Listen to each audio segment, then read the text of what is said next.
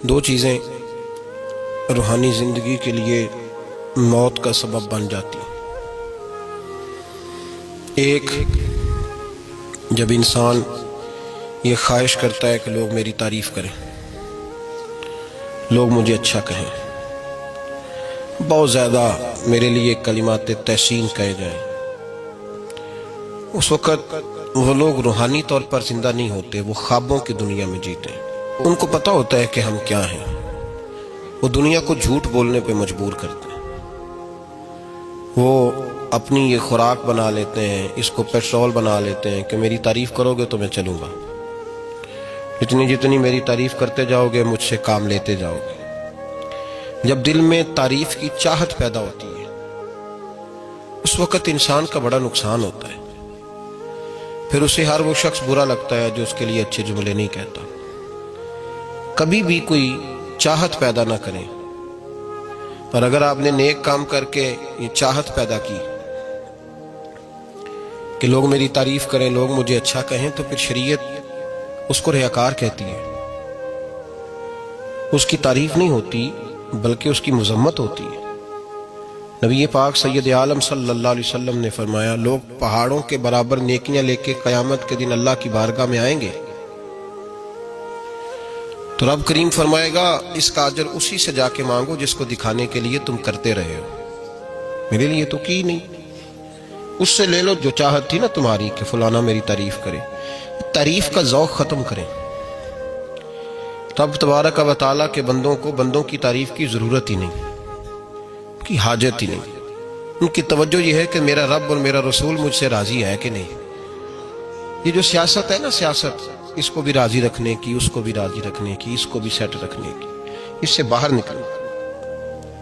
ایسا ممکن ہی نہیں ہو سکتا کہ آپ ساری دنیا کو سیٹ رکھ سکیں۔ تعریف کی خواہش جو لوگ پیدا کرتے ہیں، حضرت عمر فاروق رضی اللہ تعالیٰ عنہ فرمایا کرتے تھے، جو میری تعریف کرتا ہے میرا دل کرتا ہے میں اس کے منہ میں مٹی ڈالوں، یہ میرا کس طرح کا دوست ہے۔ تو کہا حضور پھر کیا کریں جن کو آپ سے پیار ہے؟ فرمانے لگے اگر مجھ سے پیار ہے تو میرے لیے دعا کریں، میرے لیے دعا کریں جو میرے لیے ذخیرہ بنے۔ ہم قائل ہو گئے ہیں تعریف کے، کوئی کام کر کے لوگ فوراً رزلٹ مانگتے ہیں، فوراً۔ بہت سارے لوگ ہیں نعت کے بعد وہ یہ مانگتے ہیں کہ کہا جائے کہ تم نے بڑا، کیا بچے کیا بات ہے تمہاری۔ قاری صاحب کہتے ہیں کہ تعریف کی جائے کہ میں نے تلاوت کی تو آج حدی ہو گئی۔ واعظ کرنے کے فوراً بعد کہتا ہے آج پھر دیکھا کیسے جملے کہے، تو ضائع ہو گیا کام۔ ایسا نہیں کریں۔ جس بندے نے کہا میری تعریف کرو، جس نے کہا اس نے تو اجر مانگ لیا، تو جو اجر مانگتا ہے وہ محبوب نہیں ہوتا، وہ سوداگر ہوتا ہے، وہ پیار نہیں کر رہا، وہ تو تجارت کر رہا ہے۔ جس نے کہا میرا نام لو میری تعریف کرو تو اس نے تجارت کی ہے۔ یہ شفقت کے ساتھ کوئی بزرگ کسی کے لیے خیر کے جملے کہہ دیں تو وہ ذخیرہ آخرت بن جاتے ہیں، وہ ذخیرہ آخرت بن جاتے ہیں۔ لیکن خواہش کرنا کہ میری تعریف ہو اور مجھے تعریف ملے گی تو میں آگے بڑھوں گا، شریعت اسلامیہ اس کو سخت ناپسند کرتی ہے۔ نبی پاک صلی اللہ تعالی وسلم کے غلام کہتے ہیں دل کرتا ہے مٹی ڈالیں، اور ویسے بھی تعریف اور خوشامد میں فرق ہوتا ہے۔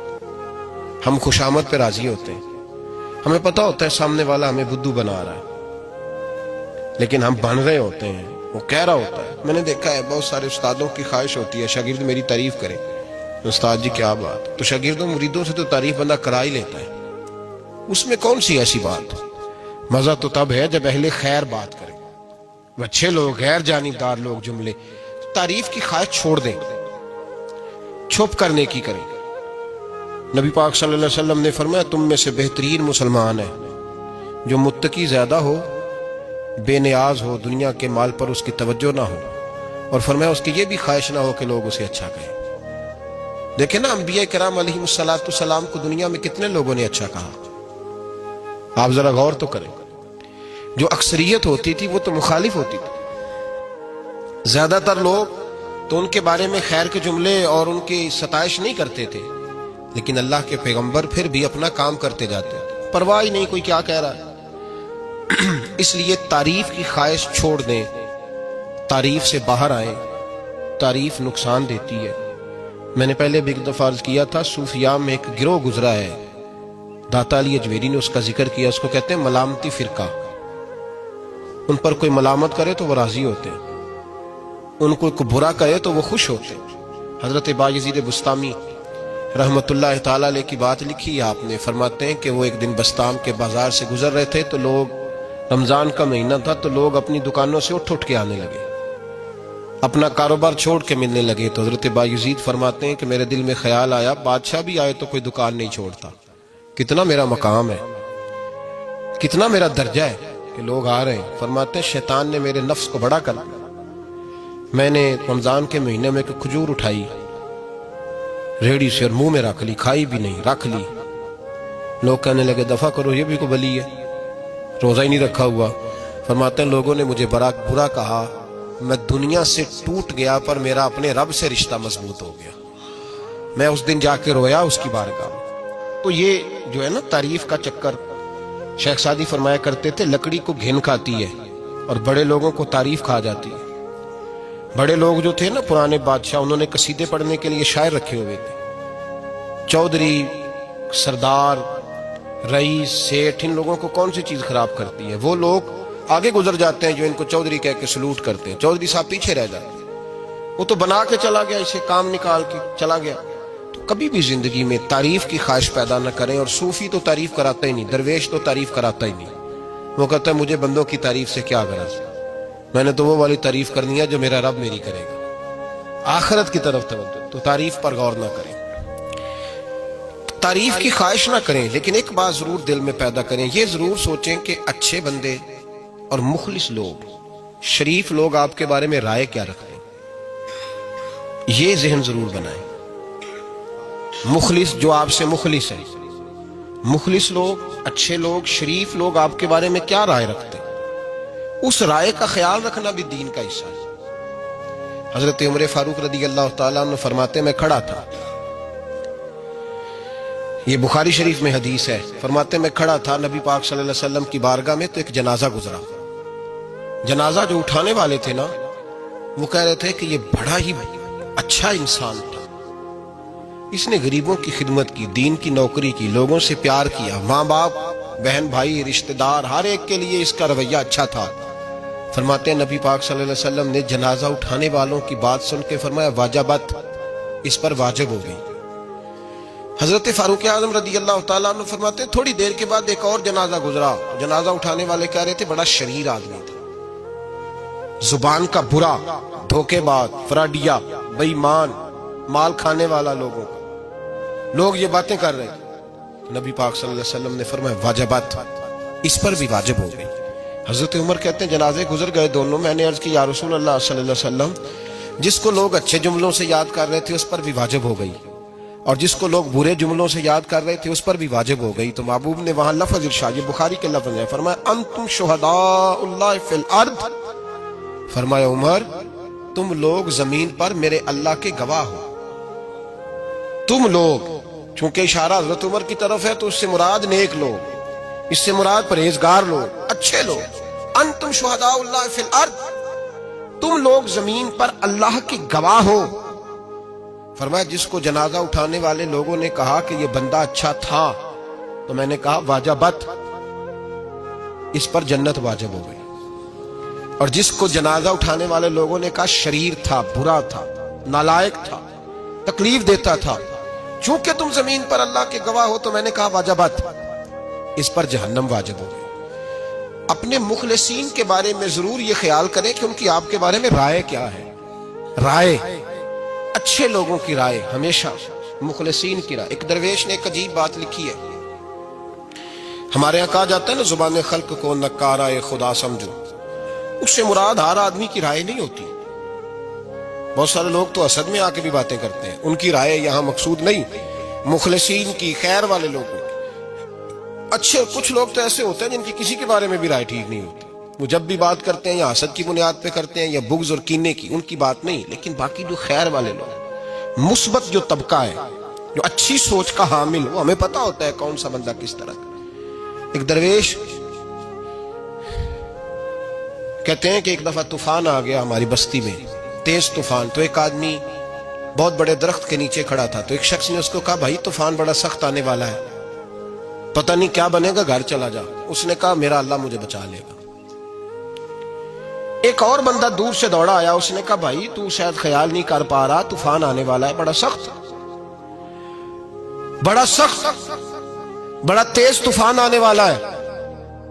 ہاں تیز طوفان آئے گا، گھر چلا جا، بچ جائے گا۔ اس نے کہا میرا اللہ بچائے گا۔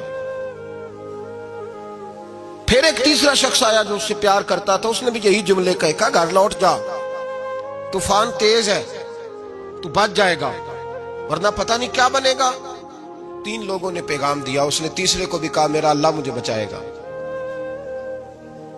اب وہ لوگ تو چلے گئے، اچانک طوفان تیز آیا، درخت کا ایک بہت بڑا حصہ ٹوٹا، موٹی لکڑی ٹوٹی، اس کے سر پہ لگی، بندہ انتقال کر گیا۔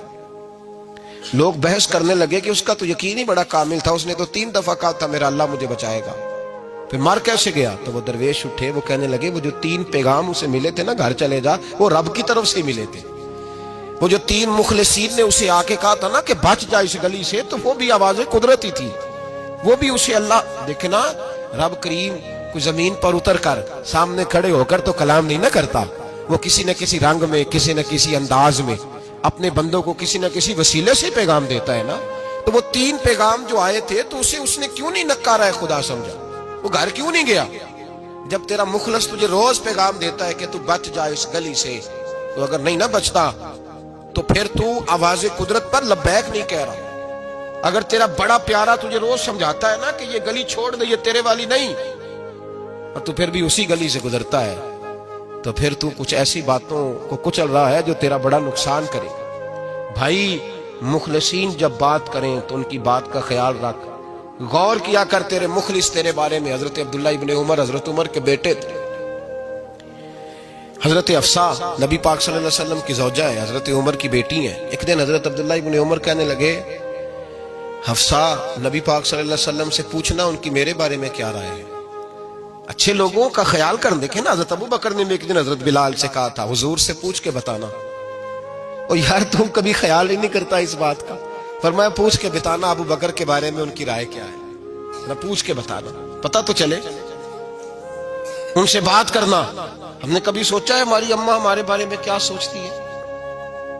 کتنے بد نصیب ہے وہ بیٹا جس کے ماں باپ اس سے بات کرتے ہوئے ڈرتے ہیں کہ پتہ نہیں کہاں سے بولے گا۔ کبھی ہم نے سوچا ہے کہ ہمارے اساتذہ اور مشائخ کا ہمارے بارے میں رویہ کس طرح کا ہے؟ ہر استاد کو کھڑا کر کے کبھی کہا نہیں جا سکتا کہ جا میرا بیٹا میرے لیے فلاں چیز لے کے آ، کچھ کا پتہ ہوتا ہے۔ ہر مرید کو ہر بات نہیں بتائی جا سکتی، کچھ کا پتہ ہوتا ہے اس کا رویہ کس طرح کا، یہ کس مزاج کا ہے۔ حضرت عبداللہ ابن عمر رضی اللہ تعالیٰ عنہ نے حضرت حفصہ کی ڈیوٹی لگائی، فرمایا پوچھ کے بتانا محبوب سے میرے بارے میں رائے کیا ہے۔ نبی پاک صلی اللہ تعالی وسلم شام کو گھر آئے تو وہ بہن تھی نا، انہوں نے تو کہا جب کبھی موقع ملے تو وہ بہن تھی، انہوں نے کہا موقع کی کیا بات ہے، میرے بھائی نے کام بتایا۔ اسی دن ہی محبوب پاک علیہ السلام سے پوچھنے لگی، کہنے لگی یا رسول اللہ عبداللہ ابن عمر کے بارے میں آپ کی کیا رائے ہے؟ تو میرے محبوب علیہ السلام نے فرمایا عبداللہ لڑکا تو بڑا اچھا ہے تو رجل صالح، نیک ہے، لیکن میں نے سنا ہے کہ عشاء پڑھ کے سوتا ہے اور فجر کی نماز تک سویا ہی رہتا ہے، وہ 2 نفل بھی تہجد کے نہیں پڑھتا۔ فرمایا یہ اس کی کمزوری مجھے پسند نہیں، یہ اس کا انداز مجھے بھلا نہیں لگتا، یہ خامی ہے اس کی کہ عشاء کے بعد غافلوں کی طرح بستر پہ لیٹتا ہے اور پھر فجر تک لیٹا ہی رہتا ہے، اس کو چاہیے کچھ وقت اٹھ کے رب کی عبادت بھی کرے۔ حضرت حفصہ کہتی ہے میں نے کہا کہ بھائی محبوب کہتے ہیں بندہ تو بڑا اچھا ہے پر فجر تک غافلوں کی طرح سویا رہتا ہے، رات پوے تے بے دردانو نیند پیاری آوے، درد مندانو یاد سجن دی ستیاں میان جگاوے، اور ساون کی کالی راتوں میں جب بوندا باندی ہوتی ہے وہ راتوں کو اٹھ اٹھ روتے ہیں جب خلقت ساری سوتی۔ فرمایا وہ سویا رہتا ہے۔ تو حضرت عبداللہ ابن عمر کہنے لگے بہن تو گواہ ہو جا، آج کے بعد تیرے بھائی کی تہجد کبھی قضا نہیں ہوگی، میں وقت پہ پڑھا کروں گا، اس لیے کہ مجھے تو سرخ روح ہونا ہے آقا کی نگاہوں میں۔ زمانے کیا ہے کیا ناصر، بھلا جانے برا جانے کی موج ہے، دنیا کیا کہتی ہے، مجھے تو حضور کی نظر میں اپنے آپ کو صحیح ثابت کرنا ہے، وہاں مجھے یاد رکھو مخلصین کا کبھی جو آپ کے مخلص لوگ ہیں ان کے اعتماد کو کبھی ٹھیس نہیں پہنچنی چاہیے. کچھ دروازے ایسے ہوتے ہیں جن کے بغیر گزارا نہیں ہوتا. رب تبارک و تعالی فرماتے ہیں ان الذین آمنوا وعملوا الصالحات سیجعل لهم الرحمن ودا. فرمایا تو ایمان لانے کے بعد عمل اچھے کرنا، میں لوگوں کے دلوں میں تیری محبت پیدا کر دوں گا. تجھے تعریف کرانے کے لیے بھاگنے کی ضرورت نہیں پڑے گی، میں خود لوگوں کے دلوں میں تیرا پیار ڈال دوں گا. لوگ خود تجھ سے پیار کریں گے، لوگ خود تیری طرف کھینچے چلے آئیں گے، خود بخود لوگوں کو موڑ دوں گا. تو یاد رکھیں مخلصین آپ کے بارے میں کیا کہتے ہیں، اچھے لوگوں کا رویہ آپ کے بارے میں کیا ہے، لوگ آپ کے بارے میں کس طرح کے جملے کہتے ہیں. خیر والے لوگ، وہ چیزیں ہمارے لیے سرمایہ آخرت ہے. حضرت عبداللہ ابن سلام رضی اللہ تعالیٰ عنہ کے ایک بیٹے کی ملاقات حضرت عمر کے بیٹے سے ہو گئی. حضرت عبداللہ ابن سلام رضی اللہ تعالیٰ عنہ کے صاحبزادے کہنے لگے عبداللہ بن عبداللہ، وہ کہنے لگے حضرت عمر کے بیٹے سے کہ تو جہنم کے تالے کا بیٹا ہے، تو کفل جہنم کا بیٹا ہے. تو حضرت سیدنا عبداللہ ابن عمر جو تھے وہ ناراض ہو گئے کہ میرے باپ کو جہنم کا تالا کہا. گھر جا کر حضرت عمر کو شکایت کی کہ عبداللہ بن سلام کا بیٹا کہتا ہے تو جہنم کے تالے کا بیٹا ہے. تو حضرت عمر کہنے لگے اس کو کیا لکھ کے دے اور اپنے باپ سے سائن کرا کے دے. کہ ابا جی اس نے اتنی سخت بات کی اور آپ خوش ہو رہے ہیں، فرمایا اسے کہو لکھ کے دے. کہا جناب عجیب بات ہے. فرمایا جاؤ اور اس کے باپ سے مل کے آنا، اسے کہنا لکھ کے دے. حضرت عبداللہ بن سلام رضی اللہ تعالیٰ عنہ کی خدمت میں حاضر ہوئے. کہا جناب کفل جہنم والی بات کیا ہے، آپ لکھ دیں گے؟ فرمایا میں لکھ دوں گا. کہا جناب مجھے بھی حکمت سمجھائیں، جہنم کا تالا اس کی کیا مراد ہے؟ تو حضرت عبداللہ ابن سلام فرمانے لگے اس سے مراد یہ ہے کہ جب تک عمر دنیا میں رہے گا جہنم کو تالا لگا رہے گا. عمر کسی کو غلط کام کرنے نہیں دے گا کہ وہ دوزخ میں جائے. صحابہ کے بارے میں جب کوئی جملہ کہا کرتا تھا وہ کہتے تھے کہ اسے لکھو. اہل خیر کی رائے، اچھے لوگوں کی ہمارے بارے میں رائے کیا ہے ہمیں پتہ ہونا چاہیے.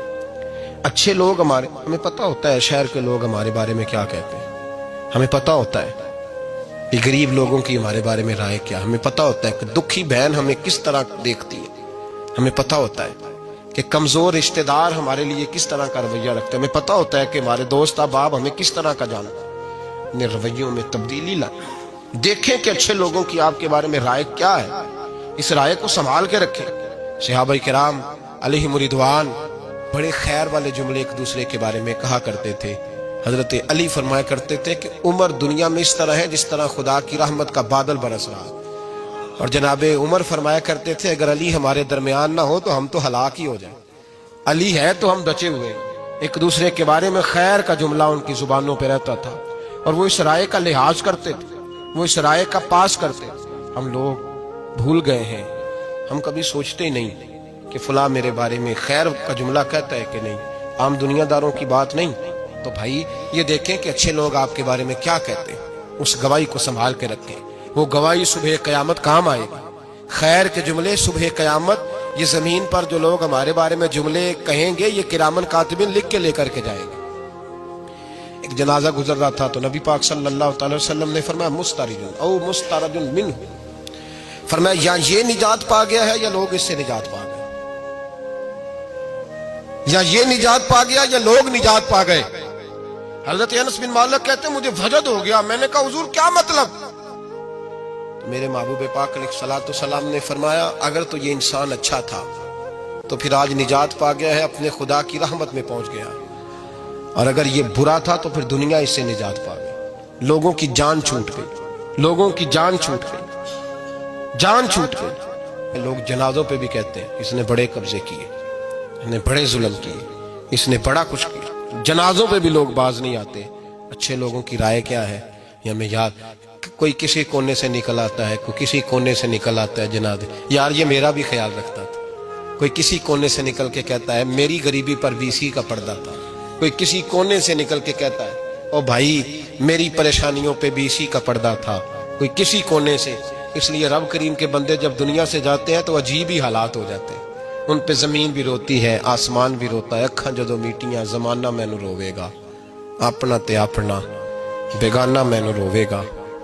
جدو نہ میں دسیا میں خاراں نوں میں خانے وچ جام ٹوٹ جان کی. میں خانہ مینو روے گا، کئی لک لک روڑ کے، کئی بک بک روڑ کے، گلیاں دا یانا تے سیانا مینو روے گا، اور میرے مرنے پہ ہر سو شور مچ جائے گا، دیکھو گے کہنے الوداع سرکار خود تشریف لائیں گے۔ تو یاد رکھیں اہل خیر کی ہمارے بارے میں رائے کیا ہے، اس کی ہمیں خبر ہونی چاہیے۔ اچھے لوگ ہمارے بارے میں کیا کہتے ہیں،